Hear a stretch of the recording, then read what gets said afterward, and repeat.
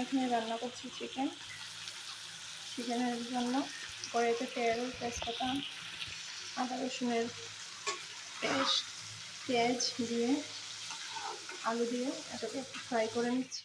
এখানে চিকেনটাকে ম্যারিনেট করে রেখেছি। চিকেনের মধ্যে হলুদ, জিরা, ধনিয়া সব কিছু দিয়েছি, পাউডার, আদা রসুনের পেস্টও দিয়েছি, পেঁয়াজ দিয়েছি, রসুন দিয়েছি, আর কাঁচা লঙ্কা দিয়ে রেখে দিচ্ছি। এখানে চিকেনটা দিয়ে দিচ্ছি।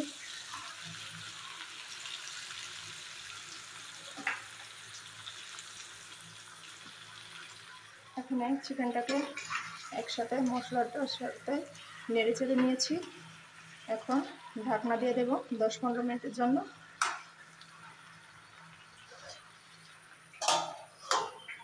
তারপর আসছি আবার। এখানে আমার মাংসটা রান্না হয়ে গেছে।